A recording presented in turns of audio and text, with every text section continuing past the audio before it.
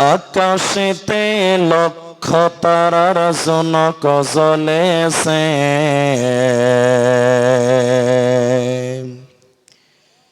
আকাশেতে লক্ষ তারার জনক জ্বলেছে।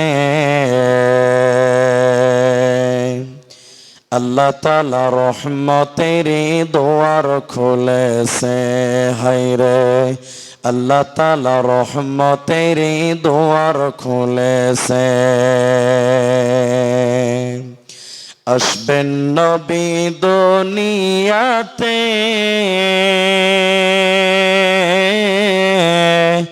লেখা আছে ইনজিলেতে। তাওরাত কিতাব যাহার খবর দিয়াছে, আল্লাহ তাআলা রহমতের দুয়ার খুলেছে, হায়রে আল্লাহ তাআলা রহমতের দুয়ার খুলেছে। নবীজির আগমনে আনন্দিত পশুগণে, জঙ্গলার পাখিরা সবাই গান গেয়েছে। আল্লাহ তাআলা রহমতের দুয়ার খুলেছে, হায়রে আল্লাহ তাআলা রহমতের দুয়ার খুলেছে। আকাশেতে লক্ষ তারা জনক জ্বলেছে, আল্লাহ তাআলা রহমতের দুয়ার খুলেছে, হায়রে আল্লাহ তাআলা রহমতের দুয়ার খুলেছে।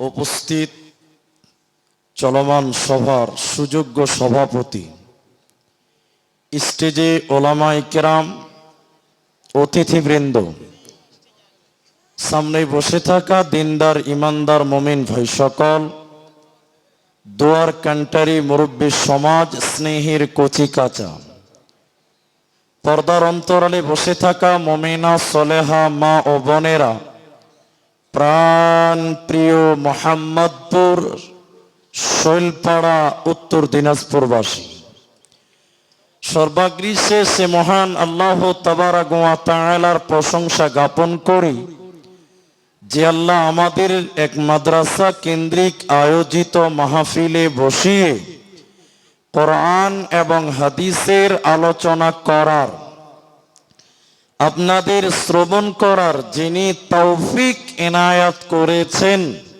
সেই মহান মুনিবের দরবারে শুকরিয়া আদায় করি। আমরা সকলেই একবার বলি আলহামদুলিল্লাহ। দরুদ ও সালাম বর্ষিত হোক সরকারে কায়নাত তাজদারে মাদানী নবী কুল শিরোমণি ইমামুল আম্বিয়া নবী মক্কি নবী মাদানী নবী আহমদ নবী মুহাম্মদুর রাসূলুল্লাহ সাল্লাল্লাহু আলাইহি ওয়াসাল্লাম। আল্লাহুম্মা আমিন। আল্লাহুম্মা সাল্লি আলাইহি আল্লাহুম্মা বারিক আলাইহি। ভাই মাইকম্যান কোন দিকে আছে? এদিকে। এই মাইকম্যান আমার সামনে একটু আসেন তো ভাই, একটু উইকো দেন, বাস একটু দেন। যারা দাঁড়িয়েছেন বসেন, আবারও বলছি রাত 11টা বাজে। আমি আপনাদের সামনে কুরআনুল কারীমের দুই জায়গা থেকে তিনটি আয়াতের টুকরো পাঠ করেছি এবং হাদিসে নবাবির এক টুকরো আপনাদের সামনে পাঠ করেছি। উল্লেখিত আয়াতকে সামনে রেখে কিছু কথা আলোচনা করব, যদি আল্লাহ তৌফিক দেন তো। আলাইহি তাওয়াক্কালতু ওয়া ইলাইহি উনীব। মহতারাম ভাই ও বুজুর্গ দোস্ত,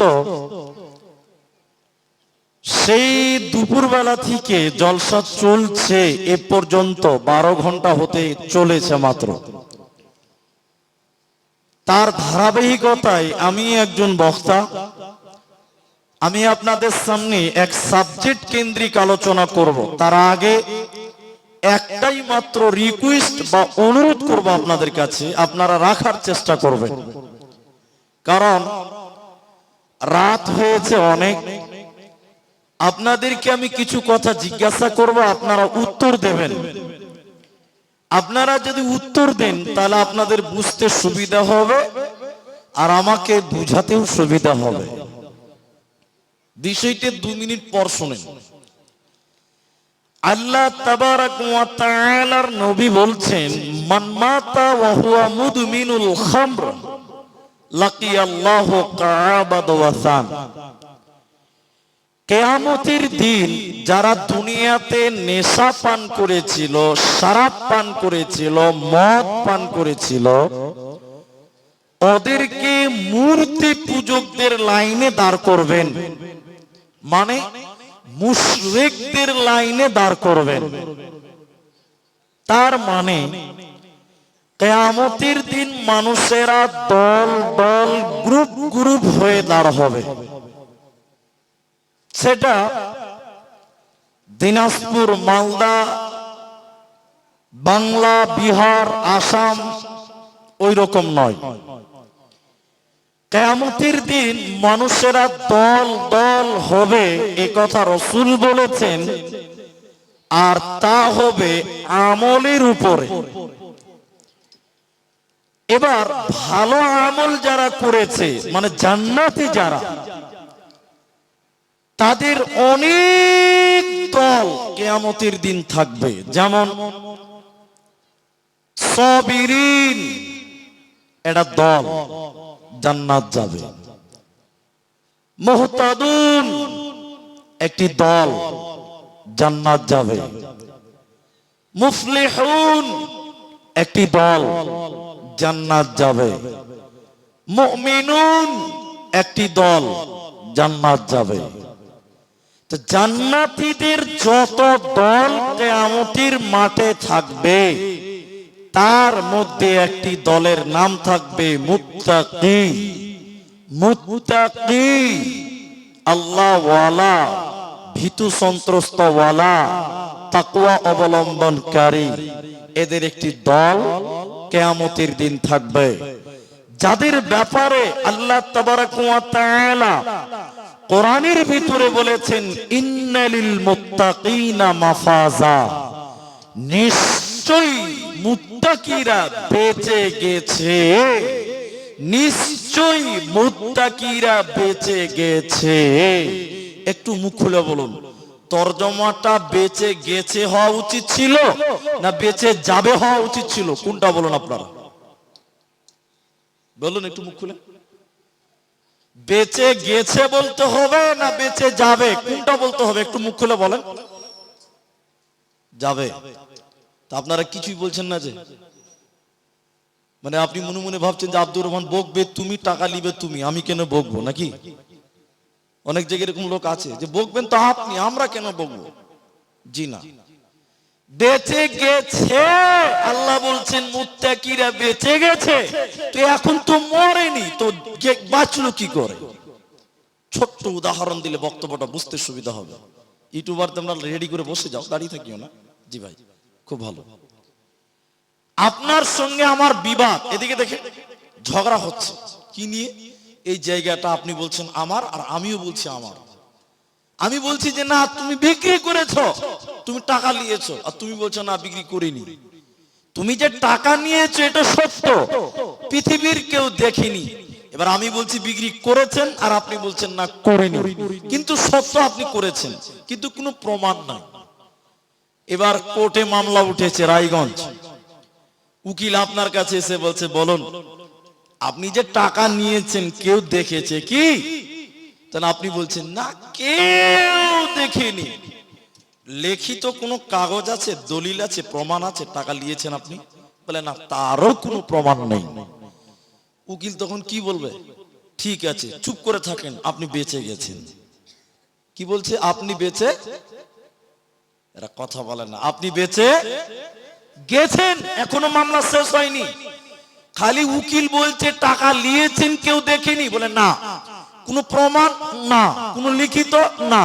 উকিল বলছে বাস টেনশন নাই, আপনি বেঁচে গেছেন, কোর্টের রায় আপনার দিকে আসবে। কথা কি বুঝতে পারলেন? একটু হ্যাঁ না বলেন। তা আল্লাহ তাবারাক ওয়া তাআলা মুত্তাকিদের ব্যাপারে বলছেন ইন্নালিল মুত্তাকিনা মাফাজা, নিশ্চয়ই মুত্তাকিরা বেঁচে গেছে।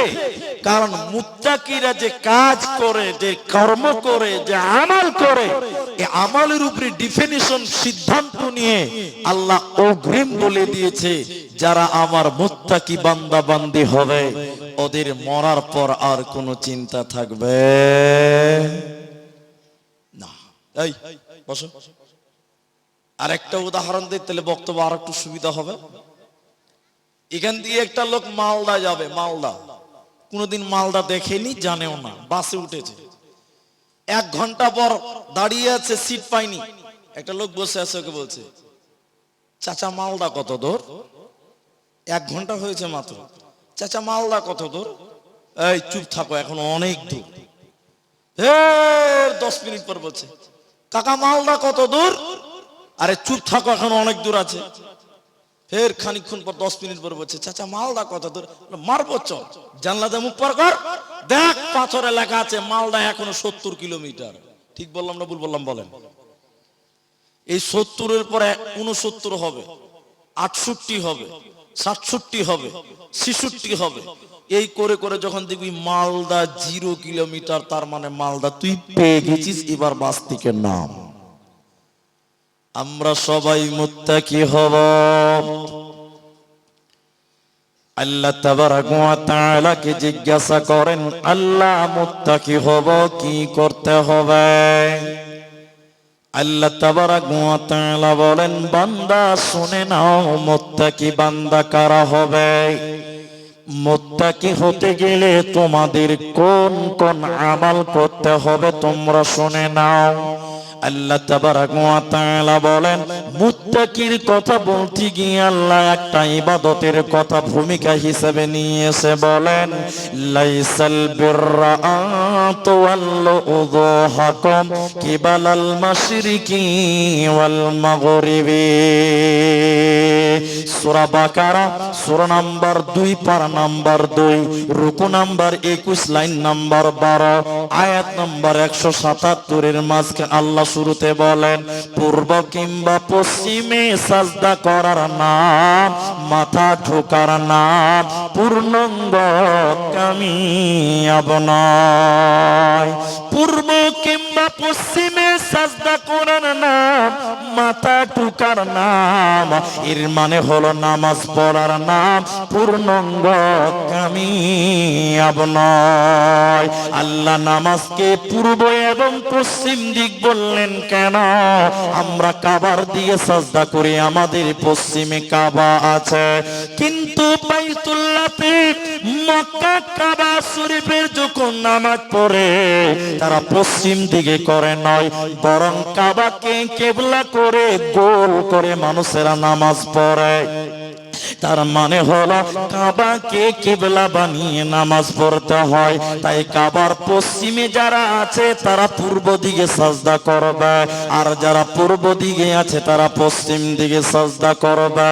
তাই আল্লাহ তাবারাক ওয়া তাআলা সারা পৃথিবীর মানুষদের জন্য বললেন, শুনে নাও, পূর্ব কিংবা পশ্চিমে সাজদা করার নাম, নামাজ পড়ার নাম পূর্ণাঙ্গ কামিয়াব নয়। তার মানে একটা লোক যদি নামাজ পড়ে, নামাজ পড়লে লোকটা জান্নাত যাবে যাবে যাবে, এ গ্যারান্টি পৃথিবীর কেউ দিতে পারবে না। এজন্য আমার আল্লাহ মুত্তাকির কথা বলতে গিয়ে বললেন, শুধু নামাজ পড়ার নাম পূর্ণাঙ্গ কামিয়াব নয়। কেউ যদি শুধু নামাজ পড়ে ওই লোকটা জান্নাতে যাবে, এরকম জোর দিয়ে কেউ গ্যারান্টি দিতে পারবে? একটু বলুন, পারবে?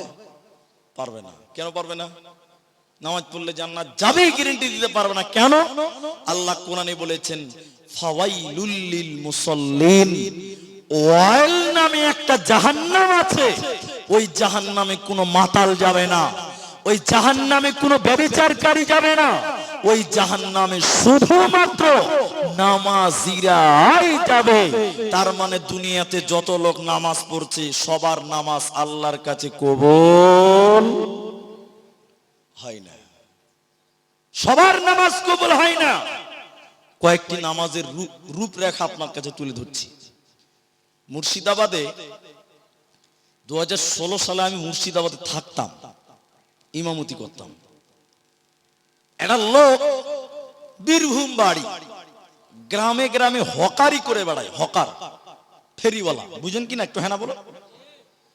আসরের নামাজ পড়তে ঢুকেছে মসজিদে, আসরের নামাজ পড়তে, আর নামাজ পড়ে পেছনে চৌকি পাড়া আছে মসজিদের ভিতরে, ওখানে বসে আছে।